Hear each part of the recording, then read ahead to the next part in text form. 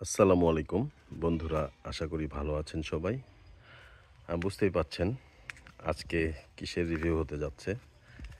আমি একটা সিভিয়ান নিয়েছি। এটা ইন্দোনেশিয়ান ভার্সন, অফিসিয়াল 150 সিসি।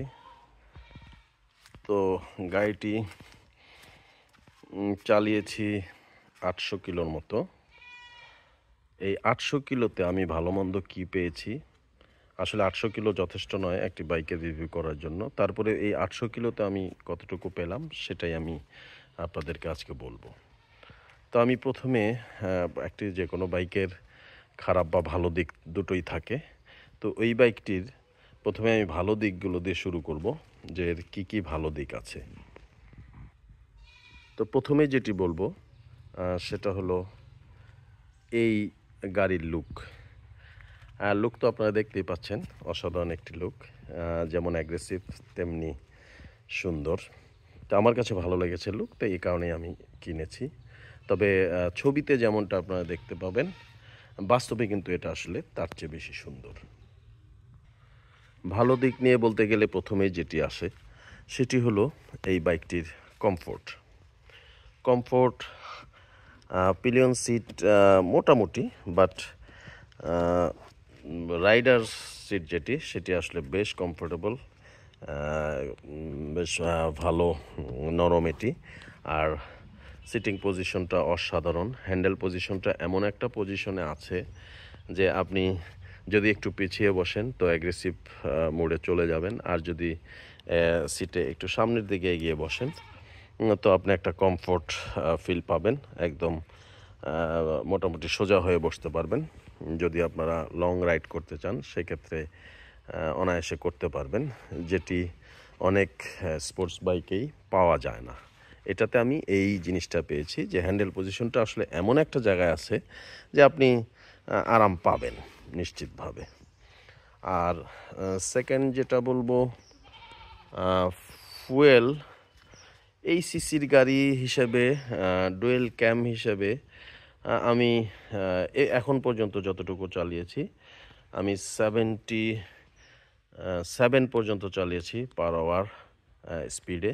তো এই স্পিড পর্যন্ত আমি এই বাইকটি থেকে সর্বোচ্চ 51 এরকম এভারেজ পেয়েছি। তো এটা আমি মনে করি নট ব্যাড, ভালো।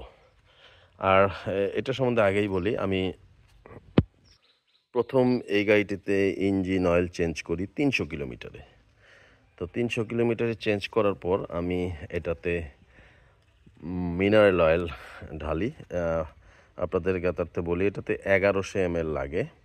তো মিনারেল অয়েল ঢালি প্রথমে। মিনারেল অয়েল ঢালার পর এই বাইকটিতে নিয়ে আমি একটা ছোটোখাটো ট্যুর দিই, যেখানে আমি এর ভাইব্রেশন লেভেল একদম বলবো জিরো, আপ টু 67 কিলোমিটার/লিটার, 67 পর্যন্ত, পার আওয়ার আমি ভাইব্রেশন একদমই পাইনি। একদমই, এটাকে আমি জিরোই বলতে পারি। এটা খুব ভালো একটা দিক বলতে পারেন। কিন্তু 67 থেকে মোটামুটি আপনি হ্যান্ডেলে, ফুটপ্যাকে, সিটে আপনি একটা ভাইব্রেশন ফিল করতে পারবেন। তো আমি এই রাইডটি দেওয়ার পরে কিছু দিন আরও চালাই। 700 কিলোমিটারে এসে, মানে 700 কিলোমিটার পর আমি আবারও ইঞ্জিন অয়েল ড্রেন দিই। এবার আমি সেমি সিনথেটিক একটা ইঞ্জিন অয়েল ঢালি, এবং এটা ঢালার পর আমি চালালাম। এখন 800 কিলো হয়েছে এই গাড়ির টোটাল মাইলেজ। তো 800 কিলোতে আমি এবার আমি ভাইব্রেশন পেয়েছি 77 কিলোমিটার/আওয়ারে। 77 পর্যন্ত ভাইব্রেশন লেভেল ছিল একদম জিরো। এরপর 77-এর পর আমি আবারও সেই হ্যান্ডেলে, ফুটপ্যাকে, তারপর বডিতেও আমি ভাইব্রেশন পেয়েছি। তো এই জিনিসটা আশা করছি যে আমি 1200 কিলোতে যে এটাতে আবার ইঞ্জিন অয়েল চেঞ্জ করবো, এবং ফুললি সিনথেটিক যে ইঞ্জিন অয়েলগুলো আছে সেগুলোর যে কোনো একটা আমি ইউজ করব। তা যেটা আমার পাস্ট এক্সপিরিয়েন্স থেকে যেটা মনে হচ্ছে, যে এই বাইকটি হয়তো বা 85 কিলো পর্যন্ত এটা একদম জিরো ভাইব্রেশন থাকবে বলতে পারেন। তারপর হয়তো কিছুটা ভাইব্রেশন ফিল হবে, আর চলতে চলতে আসলে হয়তো আরও কম বেশি হতে পারে। এটা কিন্তু আমার ধারণা এটা 85 পর্যন্ত জিরো ভাইব্রেশনে এই গাড়িটি চলবে, খুবই স্মুথ সাউন্ড। আপনারা জানেন এটার সাউন্ড সুপার স্মুথ সাউন্ড, কোনো সমস্যা নেই। আর যেহেতু এটা ইন্দোনেশিয়ান ভার্সন, এর মধ্যে এই গাড়িতে আপনি যেটি পাবেন, যেটা কখনোই হয়তো অন্য গাড়িতে পাননি, বা যদি ইউজ করে থাকেন সেটা আপনি বলতে পারবেন। এখানে ডুয়েল এবিএসের সাথে ব্রেকিংয়ের ক্ষেত্রে আমি বলবো সুপার। এখানে আপনি নিশিনের ক্যালিপার বুঝতেই পাচ্ছেন, ব্রেক তো ভালো হবেই ডুয়েল চ্যানেল এবিএসের সাথে। আর টায়ারেরও ইন্দোনেশিয়ান এই ভার্সনের টায়ারের গ্রিপ অসাধারণ, অসাধারণ গ্রিপ। গাড়িটির আরেকটি ভালো দিক না বললে নয়, যেটা যে আপনি যখন চালাবেন গাড়িটি কর্নারিং বলেন, আর আপনি যখন নর্মাল রাইডে আছেন, কনফিডেন্স লেভেল আপনার এত হাই থাকবে, মনে হবে যে গাড়িটি আপনার মানে 100% ব্যালেন্স একটি গাড়ি। আপনি এর আগে যত গাড়ি চালিয়েছেন আমার ধারণা হয় সেগুলোর চেয়ে ভালো হবে, অথবা সমান থাকবে, নিচে থাকবে না কন্ট্রোলের দিক দিয়ে। এতটাই চমৎকারের রাস্তার সাথে আপনার মনে হবে যে গাড়িটি একদম আপনার কন্ট্রোলে, মোট কথা আপনার মনে হবে যে গাড়িটি 100% সবসময় আপনার কন্ট্রোলে আছে। আর এরপর আসি আরেকটা ব্যাপারে, যে বলছিলাম যে সাসপেনশন, এটাতে আপনারা জানেন যে এটাতে সোয়া ব্র্যান্ডের সাসপেনশন ব্যবহার করা হয়েছে, এবং রেয়ারে তো সুইং আর্মের সাথে সুইং আর্ম আছে, সুইং আর্মের সাথে রেয়ার সাসপেনশন দুটোই সোয়া। তো সুইং আর্ম থাকলে আপনার কমফোর্ট লেভেলটা বুঝতেই পাচ্ছেন। ছোটোখাটো স্পিড ব্রেকার যেমন আমি উপর দিয়ে চলে আসি, আমি ফিল করার চেষ্টা করি আসলে যে কেমন লাগছে, তো আমি আসলে তেমন কোনো টের পাই না। তো সাসপেনশন খুব ভালো ওয়ার্ক করে। আর শোয়ার সাসপেনশন এটা বলার কিছু নেই, এটা সম্বন্ধে টপ নচ সাসপেনশন এগুলি এই লেভেলের গাড়ির জন্য। তো এবার অনেকগুলো তো ভালো দিক বললাম, খারাপ দিকের মধ্যে আমি যেটা পেয়েছি এখন পর্যন্ত আমার কাছে আর কোনো ভালো দিক তো এগুলো পেয়েছি, খারাপ যে দিকগুলো সেগুলো আপনাদেরকে বলবো এই কারণে যে যদিও তেমন কোনো খারাপ দিক নেই, কিন্তু তারপর একটা জিনিস আমাকে একদম বলেন যে আমি এটা নিয়ে খুবই চিন্তিত যে এটা আসলে ফিউচার কি হবে। আর সেটা হলো চেন নয়েজ। আমি আগে MT-15 গাড়িটি চালিয়েছি, চেন নয়েজ MT-15-এও ছিল, কিন্তু আমি যখন হেলমেট ইউজ করতাম MT-15-এর চেন নয়েজ কিন্তু আমি টের পেতাম না। বাট এই গাড়িটিতে আমি হেলমেট পরা অবস্থায়ও আমি চেনের নয়েজ পাচ্ছি।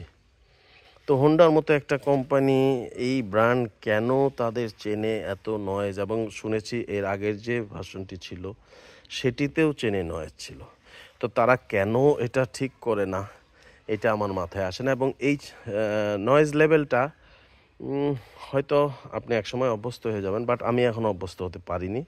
আমার কাছে এটা বেশ খারাপই লাগছে, কারণ এটার sound, engine sound, exhaust sound এতটাই স্মুথ যে আপনার সামান্য চেনের নয়েজ যে সাউন্ডটা আসে এটা আপনাকে নয়েজ মনে হবে, আপনার কাছে হয়তো বা খুব খারাপ লাগবে প্রথম, পরবর্তীতে হয়তো অভ্যস্ত হয়ে যাবেন। বাট আমার কাছে আসলে খুবই খারাপ লেগেছে এই জিনিসটা। আমি হয়তো চেনটা চেঞ্জ করে ফেলবো। তো যতদূর জানি সবাই চেন এবং স্পকেট দুটো চেঞ্জ করে, যেটা আসলে বেশ এক্সপেন্সিভ, তারপরেও করতে হবে। আর তো যারা আপনারা সিবিআর কেনার সিদ্ধান্ত নেবেন তারা এক্সট্রা 15,000 টাকা আপনারা এটার সাথে অ্যাড করে নেবেন চেন এবং স্প্রকেট বাবদ। আর আরেকটা জিনিস খারাপ লেগেছে, যেটা মনে হচ্ছে এই যে জিনিসটা, এটা অলরেডি দুবার এখান থেকে ছুটে গেছে। তো এটা আসলে কতদিন যাবে আমি জানি না, কারণ এখানে কোনো গ্র্যাব রেল জাতীয় কিছু নেই। আর পিলিয়ন যেহেতু বসার ব্যবস্থা আছে, পিলিয়ন তো উঠবেই, তো সেক্ষেত্রে আসলে এটা কতদিন যাবে জানি না। আর এটা পরবর্তী যদি ভেঙে যায় এটা কিনতেই বা কত টাকা লাগবে সেটা আল্লাহ মাবুদ জানেন। যাই হোক, থার্ড একটা জিনিস যেটা, যে টায়ার আসলে খুবই ভালো টায়ার, ইন্দো ভার্সনে যে টায়ার থাকে চমৎকার গ্রিপ, কিন্তু আমার কেন যেন মনে হয় টায়ার সাইজটা আর একটু মোটা হতে পারতো। এটা 130 সেকশনের টায়ার আছে, এটা 140 সেকশনের টায়ার হলে দেখতে ভালো লাগতো, মানানসই লাগতো। কোম্পানি 130 দিয়েছে, অবশ্যই অনেক চিন্তা ভাবনা করে দিয়েছে, হয়তো ফুয়েল কস্টের চিন্তা করে বা টপ স্পিডের চিন্তা করে তারা 130 সেকশন টায়ার দিয়েছে। বাট দেখার ক্ষেত্রে আমি বলবো 140 দেওয়াটা যথেষ্ট যুক্তিযুক্ত ছিল। তো বন্ধুরা, ভালো মন্দ সবগুলো দিকই আপনাদেরকে বললাম। এই গাড়িটিকে যদি আমি শুধুমাত্র চেনের নয়েজটা বাদ দেই, এটাকে আপনি সুপার সুপার সুপার একটি গাড়ি বলতে পারেন। এই বাইকটি অসাধারণ একটি বাইক। যারা চালাননি, যদি চেন নয়েজটা যদি আপনারা বাদ দেন, তো সেক্ষেত্রে আমি বলবো যে আপনারা কেউ হতাশ হবেন না। ফার্স্ট যদি গাড়িটি ভালো থাকে, কন্ডিশন, তো ফার্স্ট একবার চালানোতেই আপনারা এই গাড়িটির প্রেমে পড়ে যাবেন, এটা নিশ্চিত। আর লুকের কথা তো বলার অপেক্ষাই রাখে না। তো বন্ধুরা, এরপরে আরও কিছুদিন চালানোর পর আমি আরেকটা রিভিউ করব। তো ততদিন আপনারা সবাই ভালো থাকবেন, সুন্দর থাকবেন, সুস্থ থাকবেন, নিরাপদে বাইক রাইড করবেন। আল্লাহ হাফেজ।